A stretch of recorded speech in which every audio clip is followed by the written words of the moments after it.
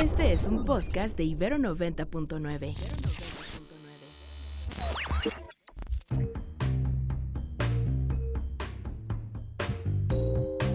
Desde el estudio B de Ibero 90.9, esto es Control de Cambios, una producción de Ibero 90.9 y la revista Nexos. Mi nombre es Valeria Villalobos Guizar.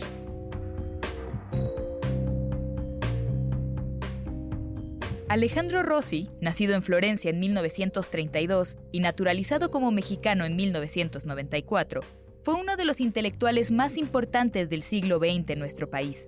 Su vida estuvo marcada por la migración debido a la Segunda Guerra Mundial. Junto con su familia, se trasladó primero a Venezuela, luego a Argentina y finalmente a México. Pero fue en nuestro país donde desarrolló una destacada carrera intelectual. La lucidez de Rossi le permitió cultivar tanto la filosofía como la literatura. Su vocación literaria surgió desde la adolescencia, en un entorno familiar que alentaba su creatividad.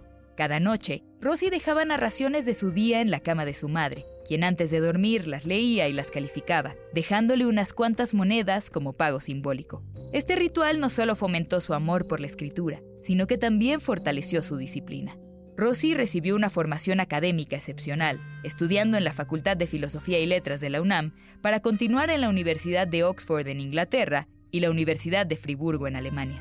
Estas experiencias académicas, tanto en América como en Europa, moldearon su pensamiento y le otorgaron una perspectiva única que enriqueció su obra y la vida intelectual en México.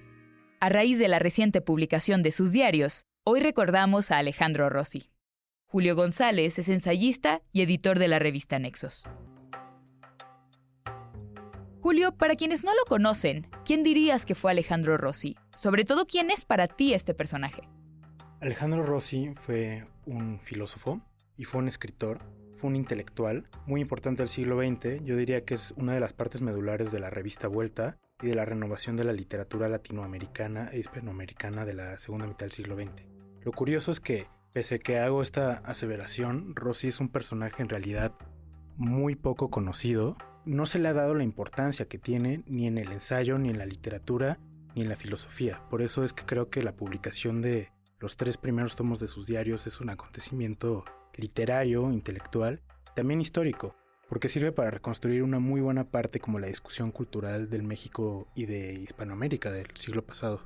¿Por qué crees que no ha sido una figura reconocida? ¿A qué se debe como su desplazamiento entre otras figuras intelectuales del mismo periodo? Bueno, en primer lugar, creo que con respecto a México pesa mucho la sombra de Octavio Paz todavía. Es uno de esos fantasmas con los que todavía muchas generaciones se siguen peleando. Creo que afortunadamente la nuestra es una generación que ya está más allá del bien y del mal, o como del amor-odio a Paz, y que puede empezar a aquilatar como a otros escritores que crecieron a su sombra y que curiosamente a mí me parecen mejores en varios aspectos. Rossi era un tipo que podía fugarse entre géneros, que tenía una voz bastante fluida, inteligente, razonada, creativa. Lo cierto es que tiene una obra muy breve. Tiene un libro de cuentos, tiene una novela, tiene un libro de ensayos y otra que es una recopilación de pequeños ensayos, piezas que escribió de ocasión, etc. Es decir, es una obra que se compila en un solo volumen. No son obras completas de tomos y tomos, lo cual creo que también a ojos de muchas personas lo hace ver como un escritor menor. Me gustaría que me contaras cómo fue tu experiencia leyendo a Rossi por primera vez, o sea, por cuál obra empezaste y qué te atrajo de su escritura en particular. Yo llegué a Rossi porque una de mis exnovias lo estaba leyendo hace ya 10 años y me dijo: esto te va a encantar, es como el tipo de cosas que a ti te gusta. Y era El Manual del Distraído, que es el segundo libro de Rossi, el primero en realidad como escritor, que es un libro donde están todos los géneros que a mí me gustan, que es un libro sui generis, es un libro raro. Hay ensayo, hay pequeñas narraciones, hay diatribas, hay aforismos, hay cuentos que son ensayísticos y ensayos que son narrativos. Hay también todo un espectro de emociones. Rossi es un tipo descarado, cínico, es burlón, y eso a mí me gusta mucho. Sentí que era una voz con la que yo me sentía bastante a gusto de leer, con quien tenía muchas coincidencias estéticas e incluso políticas. Porque esa es otra cosa. Leyendo los diarios me di cuenta que hay en Rossi una beta política muy interesante que no estaba explorada o que no explotó demasiado en lo que publicó en vida. Mencionabas fuera del aire que hay una marca importante de la historia en general en su narrativa. Por ejemplo, una visión pesimista del proyecto de América Latina. ¿Qué puedes decirnos de eso? ¿O te hablabas también de la historia específica de México? Creo que tiene más que ver con Hispanoamérica en general. Es una trampa que hacemos a veces quienes estudiamos a la literatura o a la política o las historias de las ideas políticas, pensar que la biografía explica todo, pero sí creo que en buena medida la biografía da señas. Rossi nació en Italia, de madre venezolana y de padre italiano, y cuando la Segunda Guerra Mundial se puso muy terrible, él emigró hacia Venezuela, donde estuvo un breve periodo, después se fue a Buenos Aires y al final recaló acá en México. Uno de los grandes temas que se tratan en sus diarios es como este transtierro, también de lenguas, de lugares. Y de géneros, por lo que dices también. Exacto, como que impregna todo su sentido vital. Entonces yo creo que esta pregunta por la historia, por qué es lo que hace a América Latina ser América Latina, es una cosa que gravita totalmente en su narrativa. La Fábula de las Regiones, que es un libro de cuentos, es un libro que si uno lo lee se da cuenta que le debe mucho a García Márquez, a Álvaro Mutis, a José Donoso, como a ciertas figuras intelectuales de ese periodo, pero también a Pío Baroja, a Borges, totalmente a Borges, a Bioy Casares, a José Bianco. Él se hermana y lo dice muy explícitamente en sus diarios. Esa es mi patria, ese es mi lugar intelectual, mi lengua, eso es lo que yo aprendí, lo que yo leí, lo que ellos leían y recomendaban era también lo que yo leía. Y esta pregunta por la historia creo que tiene que ver con su rechazo a todas estas grandes narrativas, como de la historia de bronce, los grandes héroes, la patria grande, Bolívar, Martí, etc. Todo lo que hace en la Fábula de las Regiones es, sin dar esos nombres, sin meterse en la historia real, ficcionar y decir, a ver, esta gente era gente muy menor, eran de una estatura mínima y la historia, con H mayúscula, los hizo grandes. Es todo un gran relato, y si no empezamos a ver la historia como un relato, nos lo vamos a comprar y nos vamos a petrificar, y donde se petrifica ya no hay futuro. Entonces creo que esa tentación de pensar la historia desde la ficción es lo más potente de su narrativa. Muy borgiano también, ¿no? Exacto. Ahora hay otra faceta que mencionabas ahorita, que es también interesante en Rossi, que es su faceta como lector y como crítico literario. Ha dedicado parte de su escritura justo a analizar obras de muchos de los autores que acabas de mencionar, ¿no? De García Márquez, pero también de escritores como Nabokov. ¿Qué opinión te merece su papel como crítico? Creo que Rossi es, también en la crítica literaria, como en otras de sus facetas, muy menospreciado. Yo leyendo sus diarios me di cuenta que había, no sé, una página, una entrada, decía, hoy cené con Juan García Pons y su esposa, bla, bla, bla, bla. Un chisme. Bueno, la siguiente entrada más bien eran 5 páginas de crítica literaria de la última novela de Graham Greene, cosa que nunca publicó. Y así como esa, hay muchas, donde él observa con minucioso detalle la trama, los personajes, psicología. La historia es algo que le interesa mucho. Dónde se sitúa, compara esta obra con cosas previas de Graham Greene. Es decir, creo que era un observador minucioso, muy riguroso. Creo que era un gran lector.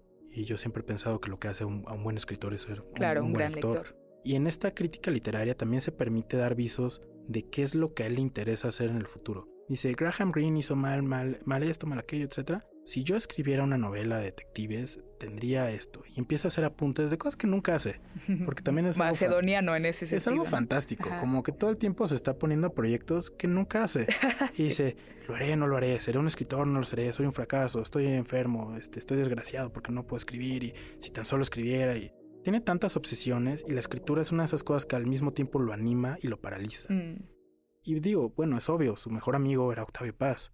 Otros de sus grandes amigos era Gabriel Said, Krause, Juan García Ponce, Salvador Elizondo. Hay en los diarios de Rossi una búsqueda incesante de su voz, de la originalidad y de la idea de vencer a los obstáculos de la vida. El trabajo, la familia, la ansiedad propia, el tabaquismo, etc. Todo lo que según él le impide escribir. Es un poco como la novela de Josefina Vicens, ¿no? Ajá, el libro vacío. El libro vacío. Que mientras está diciendo, no puedo escribir, es que está escribiendo una gran novela. Exacto. Es muy peculiar ser lector de diarios, ¿no? Y tú eres un lector de diarios. Cuéntame qué te llevó a leer a Rossi, porque hay diarios de todo tipo. Están los diarios más comunes de pues, la cotidianidad más pues banal, ¿no? Hoy me levanté, fui al súper, no sé qué. Están los diarios extraordinarios y excepcionales, tipo los de Antoine de Saint-Exupéry, donde hoy piloteé y vi, bajé y subí la batalla y demás. ¿Cómo son los diarios de Rossi y por qué te interesó leerlos? Porque creo que ahí hay una faceta de la vida que no se puede describir en ningún otro lado. Es decir, cuando nosotros leemos una novela que es autoficción, bueno, decimos, ok, sí, conozco a esta persona o puedo darme cuenta de sus rasgos. Pero en el diario es una escritura mucho más descarnada, con menos adornos. Y lo que me llevó a los diarios de Rossi fue esta primera fascinación de hace ya muchos años. Yo lo leí bastante, leí todo lo que escribió. Y en cuanto supe que iba a salir esto, yo estaba muy emocionado porque siempre es interesante asistir como al taller creativo de un escritor, a su laboratorio. Pues los diarios son otra cosa. Los diarios están las miserias íntimas, como sus enfermedades, sus desavenencias amorosas. Incoherencias, contradicciones. Exacto, se pelean con amigos. Rossi es genial en eso porque un día le está prácticamente insultando de la peor manera a Paz. Gordo bobete, poeta, idiota, quien se cree es la gran diva de la literatura. Los 2 meses dice, me encontré a Octavio en una fiesta. Como al principio no nos saludamos, después de un par de bebidas nos encontramos y la máquina ya estaba hecha a andar de nuevo. Es decir, eso es la vida. Como yo los leí, es un hombre en busca de sí mismo y en busca de su centro vital, y lo encuentra en la escritura, y a veces esa escritura no es lo que publicó en Vuelta, es su diario. Es su lucha contra el tabaquismo, es las 100 mujeres a las que les quiere coquetear, es como hoy me reuní con Salvador Elizondo, como estoy peleando para que me den la Guggenheim, como ojalá el año que viene me fuera de sabático a Oxford, para escribir. Eso está en el centro. Que uno está escribiendo hasta cuando no está escribiendo, ¿no? Dicen muchos escritores también. Y acabas de mencionar algo que me interesa particularmente, porque es un talento singular, ¿no? Que es el talento de Rossi para urdir insultos, tanto para sus amigos como para sus enemigos. Entonces, más allá de las carcajadas que eso nos pueda provocar, ¿qué tiene de singular el talento de Rossi para hacer críticas desde el insulto? Yo creo que el insulto es uno de los más altos géneros literarios. Creo que no cualquiera puede insultar. Y creo que todavía hoy en día uno de nuestros grandes maestros es Borges. Borges es excelente, es brillante insultando, porque lo hace además con una sutileza, con una generosidad. Le pone al hartazgo el adjetivo justo, que es algo que también Rossi aprendió muy bien. Es un observador muy perspicaz y es también una persona que está todo el tiempo trazando psicología, trazando tipologías, sabe quién es Paz, sabe quién es Elizondo. A Poniatowska, bueno, hay una página magistral donde la insulta genial. Dice como la princesita Poniatowska que desde hace 30 años nos está vendiendo folclore barato y se pone el huipil y etcétera, ¿no? Okay. Y los 2 años dice como, hoy me encontré con Elena Poniatowska, no sé por qué hace 2 años la tenían tan mala estima. Si fuésemos un poco menos hipócritas y menos santurrones en México, haríamos gran literatura del insulto. Porque en realidad, vaya, el círculo literario mexicano es muy pequeño. Casi todos se conocen y casi todos se caen bien o mal. Pero si nos insultáramos un poquito más, más directamente, vendrían muy buenas cosas en la crítica literaria, en la novela, en el ensayo. Yo creo que leer los diarios de Rossi en ese sentido es una clase sobre cómo hacerlo. Ahora, ¿cómo crees que se insertan los diarios dentro del resto de la obra de Rossi que conoces bien? Creo que dan luz para entender su evolución estilística, su evolución temática y también sus grandes proyectos inacabados. Creo que eso es lo más interesante de leer a Rossi, no como un especialista, no como alguien que ya conozca su obra, sino voy a una librería y cae de Alejandro Rossi y sus diarios, léanlos, porque en verdad no es solo para quien ya lo conozca. Hay un poco de todo, hay crítica cultural, crítica literaria, pequeñas narraciones, pequeñas dosis de ensayos, cosas que él no hizo, que dejó sueltas y que a mí al menos ya me dio 1000 ideas, como wow, esto es una muy buena idea, una oración, esto sería un ensayo. Era un filósofo, se educó en México, en Oxford y con Heidegger, ¿no? Y todo el tiempo sale esa beta, aunque él ya haya renunciado formalmente a la filosofía, en donde es sumamente analítico. Toma Tiempo nublado de Octavio Paz, toma Por una democracia sin adjetivos de Enrique Krause y toma un ensayo de Gabriel Said, los desmenuza y los hace trizas, analíticamente. Dice, se confunden conceptualmente en esto y esto. Este argumento no se sigue de este otro. Aquí tal y tal, es decir, es toda una clase de cómo desmontar, lógicamente, una tontería. ¿Por qué se separó de la filosofía? En 1969, él publica Lenguaje y Significado, que es su único libro de filosofía, que es básicamente todo el rodeo que él hizo por la filosofía analítica tras la senda de Wittgenstein, Frege, Russell.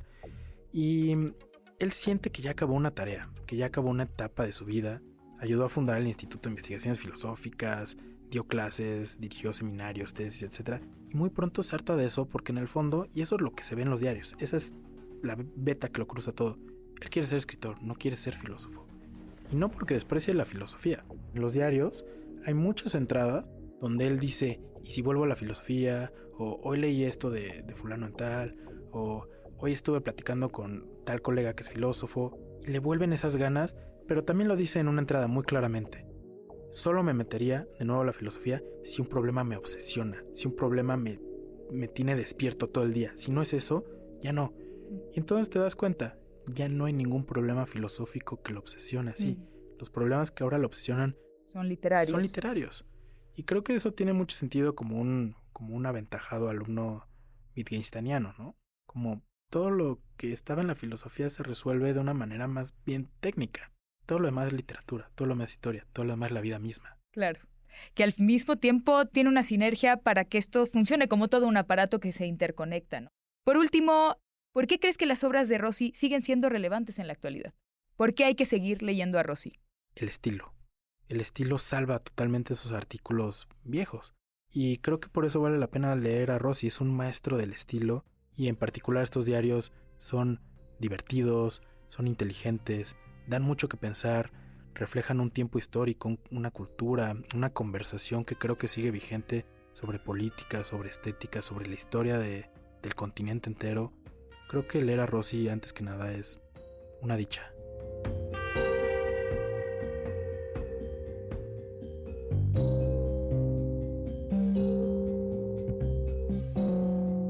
Julio González es ensayista y editor de la revista Nexos. Pueden consultar lo que ha escrito en la revista en www.nexos.com.mx/control de cambios.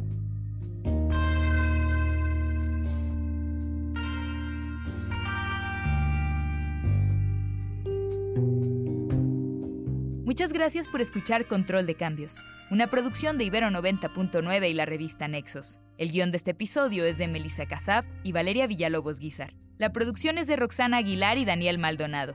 La postproducción de Aldebarán Abraham. Mi nombre es Valeria Villalobos Guizar.